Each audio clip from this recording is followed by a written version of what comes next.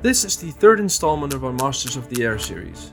In this episode, we will address the workhorse of the Mighty Eighth, the B-17, and the threats the brave bombers faced. You'll be amazed what the airmen in the early years of the war had to endure. If you enjoyed the video, would you please be so kind as to like it and subscribe to our channel?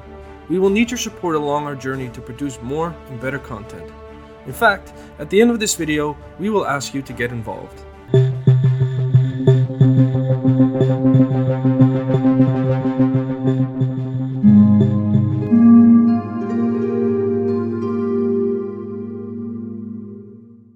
Under the cover of darkness, the bomber crews of the Mighty Eighth were driven from their barracks to the awaiting planes.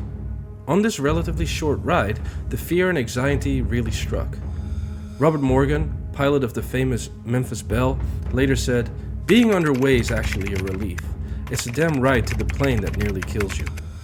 When a crew arrived at the splendidly designed B-17, they would glance at its silhouette.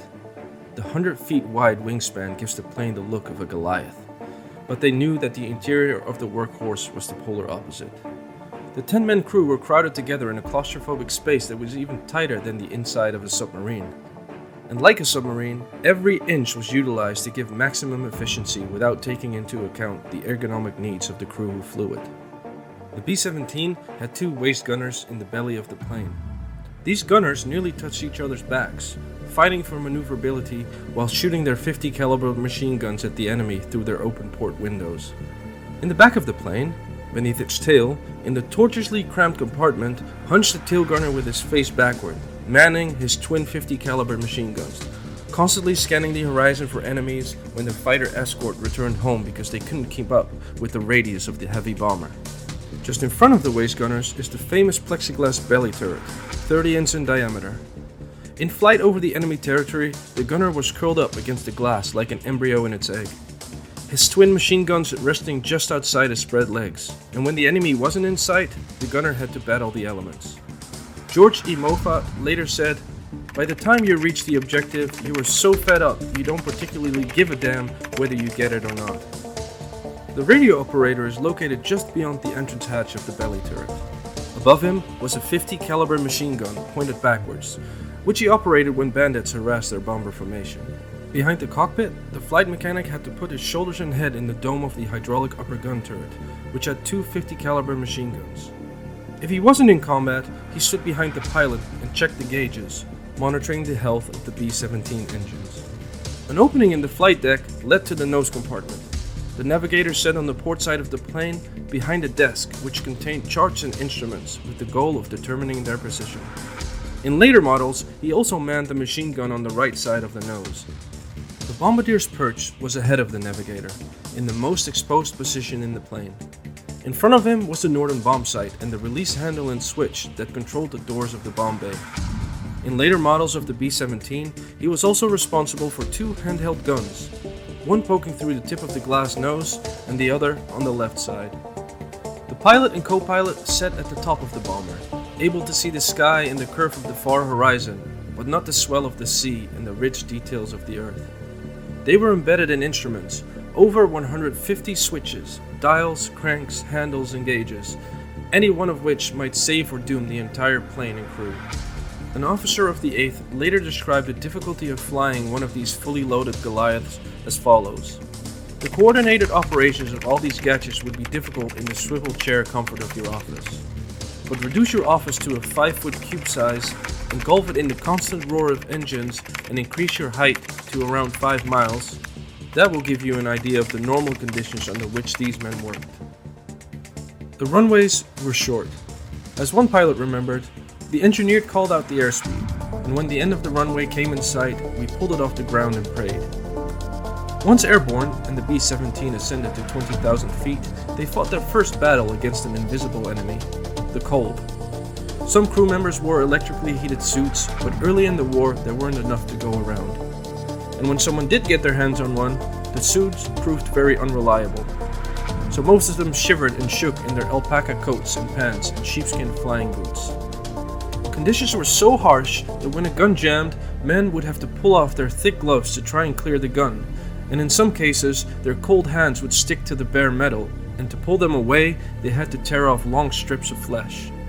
Frostbite did more damage than the enemy. In the first year of operations, 1,634 men were removed from flying duty for frostbite. Over 400 more than were removed for combat wounds. Exertion and fear would cause gunners to breathe heavily, and their hot breath would escape into their oxygen masks, fogging and then freezing their goggles. One gunner recalled how he responded when this happened. Once or twice I let go of my gun with one hand to reach up and scrape a hole in the goggle eyes with my fingertip, and peeked out and saw close-up German fighters that had begun to fly through our formation. But the ice would start to form again right away, so I didn't see much. Despite these problems, these oxygen masks were a necessity at 25,000 feet. Without it, the men of the Mighty Eighth would be unconscious in 30 seconds and dead within 2 minutes. Although fewer than 100 men died from anoxia, it was an inexcusable result of poor planning by the strategists we covered in part 1 of our documentary. The planners were more concerned with bombing than preparing the crews to survive in atmospheric conditions. High-altitude aerial combat subjected bomber crews to emotional and physical stress that humans had never confronted before.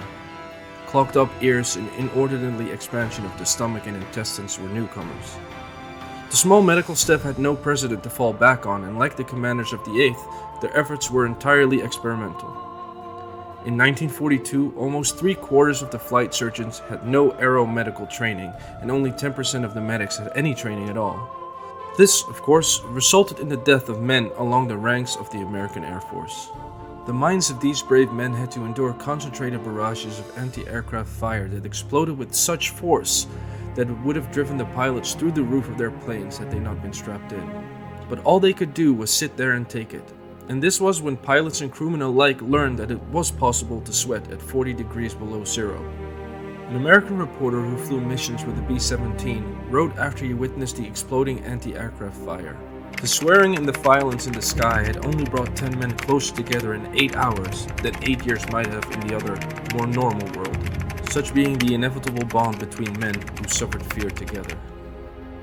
No one who survived considered himself a hero. To draw attention to oneself was a violation of the unwritten crewman's code. But there were countless acts of bravery, and on one such occasion, Sergeant Arizona T. Harris sacrificed his life for his buddies. When his plane made a perfect belly landing in the freezing waters, he didn't go to the radio room, which was the safest place to be after a crash landing. He stayed put, firing his twin .50 caliber machine guns, protecting the pilots who were in the water against an attacking Focke-Wulf. A tail gunner of another plane of his bomber group later said, "Harris must have felt the winter water fill his turret and climbed to where it began to cut off his breath. Yet he kept firing until the sea swallowed the hot muzzles of his guns." This was part 3 of our documentary. If you enjoyed this video, we think you may also like the other episodes of our documentary series about Masters of the Air.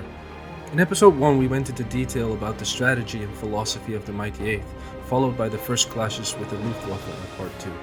We would like to make this journey of the American Army Air Corps together. So which topic would you like to be covered in the future? Let us know down in the comment section.